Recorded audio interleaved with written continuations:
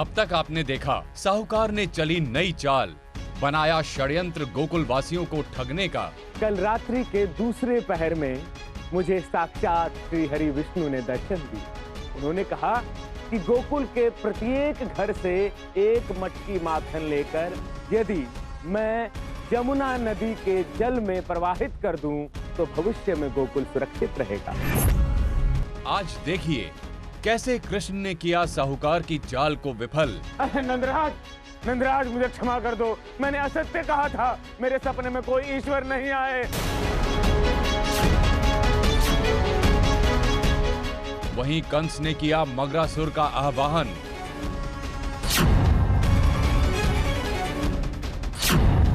मगरासुर का प्रणाम स्वीकार कीजिए महाराज। और क्यों ब्रह्मा जी हुए रुष्ट गोकुल वासियों से? किंतु इस आयोजन में मेरा आह्वान तक नहीं किया गया। क्या वो ये नहीं जानते कि मैं ब्रह्मदेव इस सृष्टि का निर्माता हूँ? सर्वप्रथम उन्हें मेरा आह्वान करना चाहिए। क्या होगा अब, आइए देखें आगे। भानुसेठ, कल मुझे भगवान विष्णु ने स्वप्न में दर्शन दिए थे। उन्होंने कहा कि वो हम सब गोकुल वासियों के त्याग से बहुत प्रसन्न हैं और हमें उपहार देना चाहते हैं। इसीलिए तुम मुझे और सब गोकुल वासियों को 5-5 स्वर्ण मुद्राएं उपहार में दोगे। मैं 5 स्वर्ण मुद्राएं क्यों दूं? तुम असत्य बोल रही हो सुदामा की माँ, ये हो ही नहीं सकता। तुम्हें भला श्री हरि स्वप्न में दर्शन क्यों देंगे? धनुपति, सुदामा की माँ कभी असत्य कह ही नहीं सकती। जिस प्रकार से श्रीहरि ने तुम्हें दर्शन दिए हैं, ठीक उसी प्रकार से सुदामा की माँ को भी दर्शन दिए। अरे किंतु। अच्छा तो कान्हा, ये तुम्हारी ही योजना थी।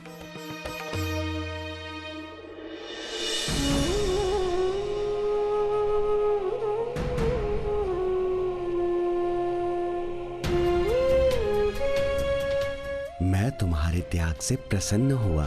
तुमने इतनी कठिनाइयों के बाद भी बड़े त्याग से मुझे माखन चढ़ाया है। अब तुम्हारी तपस्या पूर्ण हुई। आज से तुम्हें धनुसेठ से 5 स्वर्ण मुद्राएं और तुम्हारी ही भांति संपूर्ण गोकुल वासियों को धनु से 5 मुद्राएं प्रतिदिन लेनी है। और स्मरण रहे, ये मेरा आदेश है। गोकुल की सुरक्षा के लिए ऐसा करना तुम सब के लिए अति आवश्यक है। जैसे आपकी आज्ञा प्रभु।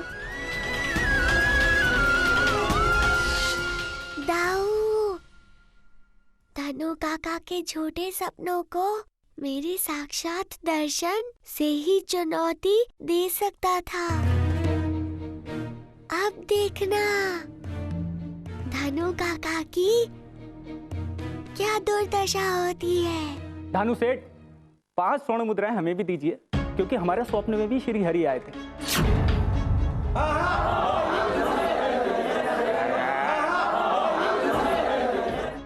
मैं किसी को स्वर्ण मुद्रा नहीं दूंगा। मैं इतना मूर्ख नहीं हूँ। ना ना, बिल्कुल नहीं। धनु काका,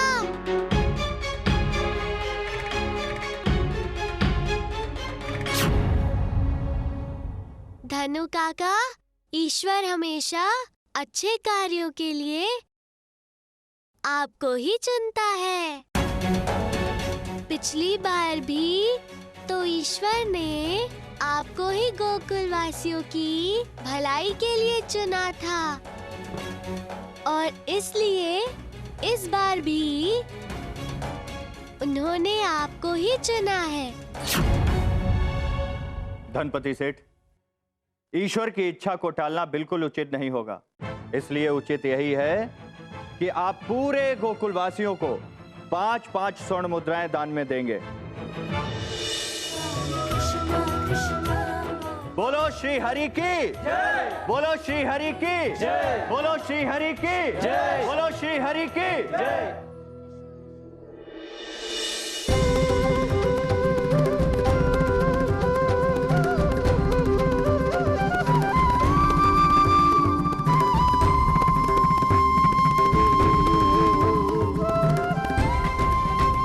जादूगर, ये क्या हो रहा है? ऐसे तो मेरा सारा धन कोष रिक्त हो जाएगा।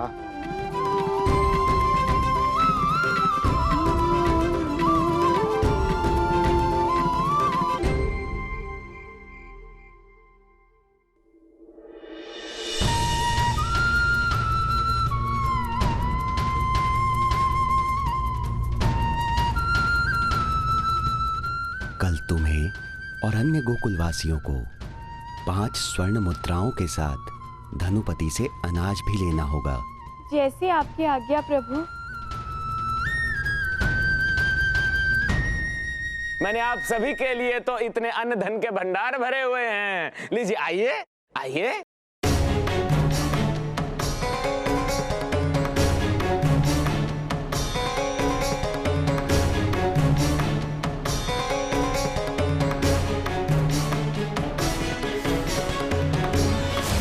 और कोई है? धनु, तू होश में तो है? इस प्रकार दान करेगा? अरे, इस प्रकार दान करने से हमारे अन्न धन के भंडारे तो रिक्त हो जाएंगे। मूर्ख हो तुम जादूगर, मूर्ख। मेरे सारे अन्न धन का हिसाब चुकता करना पड़ेगा इन गोकुलवासियों को। हाँ? वो कैसे? कल ही देखना, इन गोकुलवासियों से मैं सारे स्वर्णाभूषण ले लूंगा। जय श्री हरि। भाइयों, आज फिर से श्री हरि ने मुझे मेरे स्वप्न में दर्शन दिए और श्री हरि ने मुझे ये आदेश दिया कि बहुत झूठ बोल लिया धनु काका तुमने मेरे नाम से, किंतु अब और नहीं। मैं आप सभी लोगों को एक एक स्वर्ण आभूषण दूं।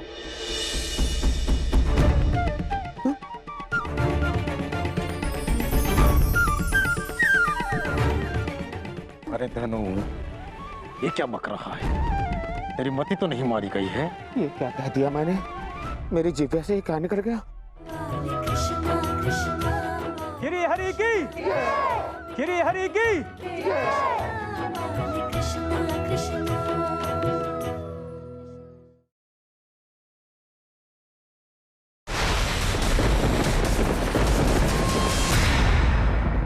सर्वनाश हो गया, मेरा सब कुछ चला गया, मेरे अन्न धन के भंडार रिक्त हो गए।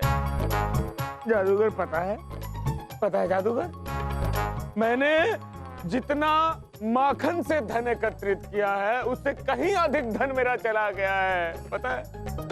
अब ये सब कुछ रोकना होगा जादूगर, कुछ भी करके रोकना होगा। तनिक इधर आओ, देखो क्या है, पता नहीं इस बार क्या हो गया मेरे को। मेरे मुख से कुछ भी निकल जाता है, इसलिए तू ही बोलना, और जो बोलना है मैं तुम्हें बताता हूँ।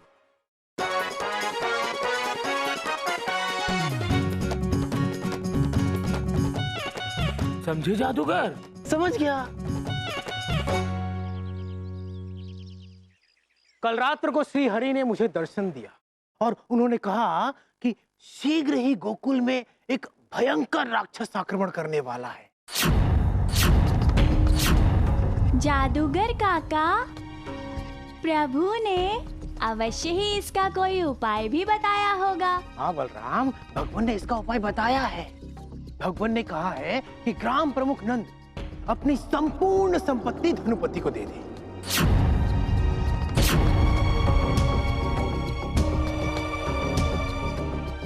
और हिमालय चले जाएं, हिमालय जाकर गोकुल वासियों के लिए तपस्या करें। और धनुपति सेठ उस संपत्ति से श्री हरि के मंदिर का निर्माण करे। मैं अपने गोकुल के लिए सब कुछ न्यौछावर करने के लिए तैयार हूँ। भगवान श्री हरि आप सभी गोकुल वासियों से भी कुछ चाहते हैं।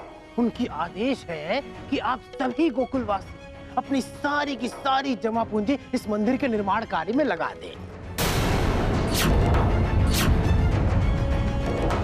अरे वाह जादूगर काका, क्या संयोग है।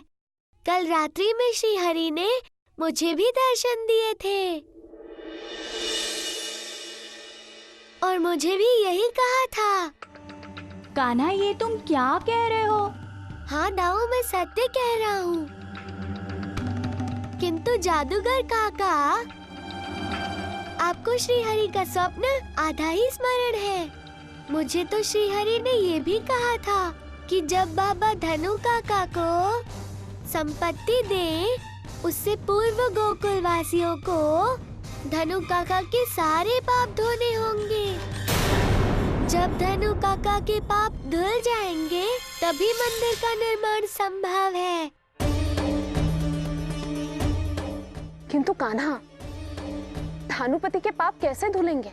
श्री हरि ने एक सरल सा उपाय बताया है काका के पाप धोने का।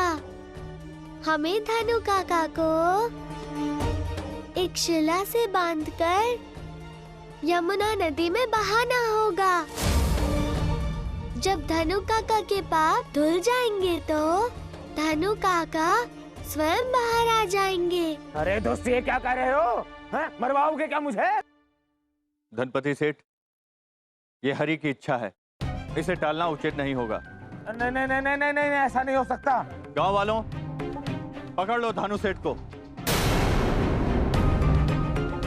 अरे अरे अरे, ये क्या कर रहे हो? अरे क्या कर रहे हो? छोड़ो मुझे, छोड़ो मुझे, अरे छोड़ो, और मुझे नदी में मत डुबाओ, मैं मर जाऊंगा वहाँ। अरे नंदराज, नंदराज मुझे क्षमा कर दो, मैंने असत्य कहा था, मेरे सपने में कोई ईश्वर नहीं आए।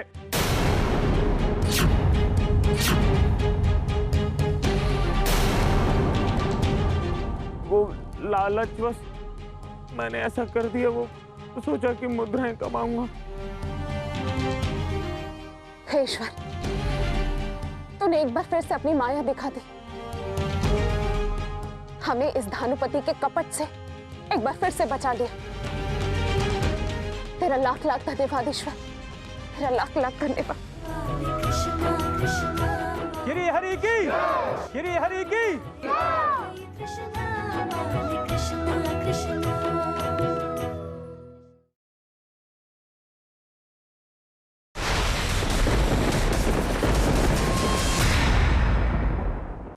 भानुपति, तुम्हें गोकुल का हर व्यक्ति क्षमा कर सकता है, किंतु मैं नहीं। तुम्हारे कारण मेरा लल्ला मात्र फल खा रहा है। तुमने उससे उसकी सबसे प्रिय चीज माखन छीन लिया। तुम्हें दंड अवश्य मिलना चाहिए, और तुम्हारा दंड ये है कि तुम 1 सप्ताह तक अपने हाथों से माखन निकालकर गोकुल के हर घर में माखन देने जाओगे। एक मटकी माखन स्वयं अपने हाथों से।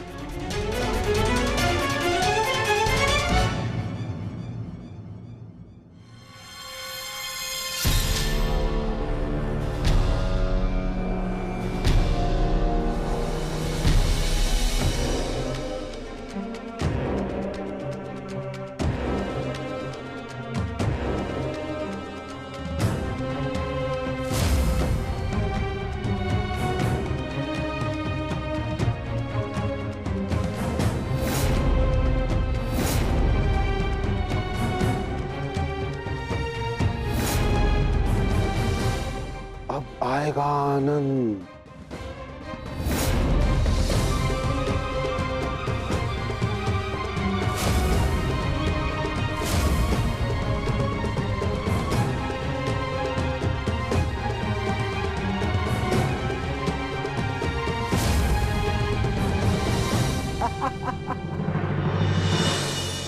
आनंद, घोर आनंद, घन घोर आनंद आ गया।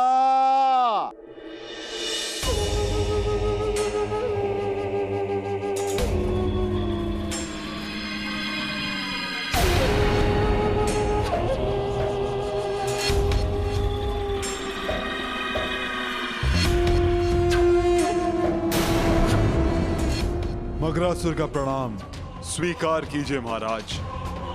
तुमने जिस चपलता से इस गाय को अपने तीक्ष्ण दांतों में दबा लिया, आनंद आ गया।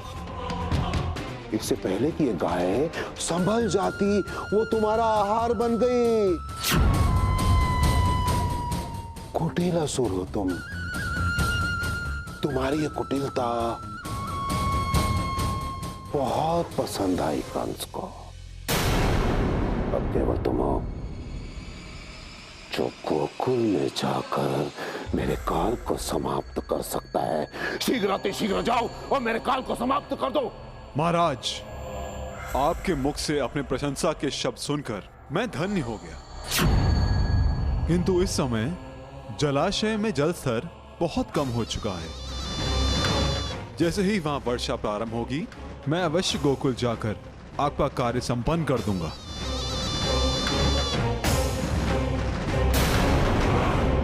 नंदराज, वर्षा ऋतु आरंभ हो चुकी है, फिर भी हमारी गोकुल धरती पर वर्षा नहीं हुई है। हमने खेतों में बुआई करवा दी है, अभी भी वर्षा नहीं हुई तो हमारा सारा श्रम व्यर्थ जाएगा और इसका बहुत बुरा प्रभाव हमारी उपज पर पड़ेगा। और गोकुल के जलाशयों में भी जल का स्तर बहुत कम होता जा रहा है, जिससे गांव में पीने के जल की भी बहुत कमी हो गई। नंदराज, समझ नहीं आ रहा है गांव में जल की आपूर्ति लाए कहां से। किंतु समस्या और अधिक विकट हो उससे पहले ही हमें कोई न कोई हल निकालना होगा। पंडित जी, ज्योतिष गणना करके बताइए क्या हल हो सकता है। जी नंदराज।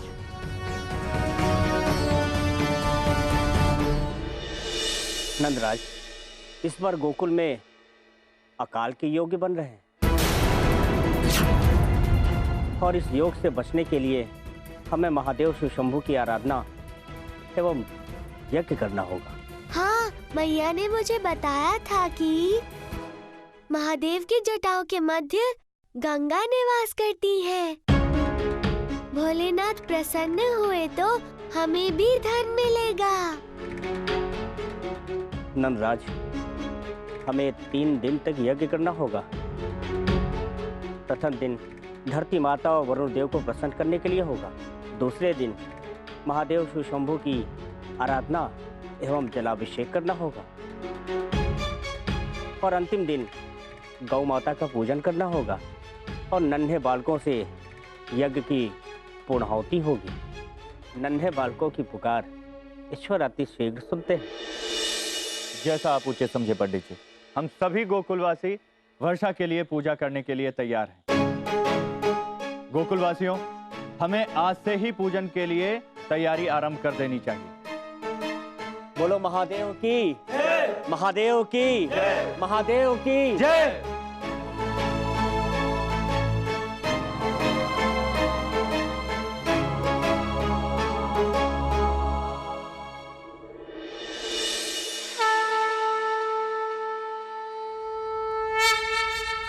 ओम नमः शिवाय। ओम नमः शिवाय। ओम नमः शिवाय। ओम नमः शिवाय। ओम नमः शिवाय। ओम नमः शिवाय। ओम नमः शिवाय। ओम नमः शिवाय।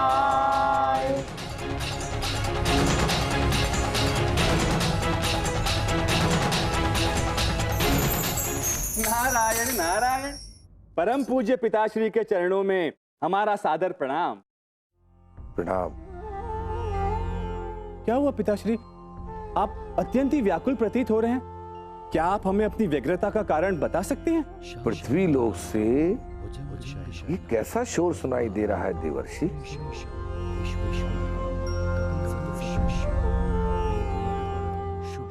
नारायण नारायण।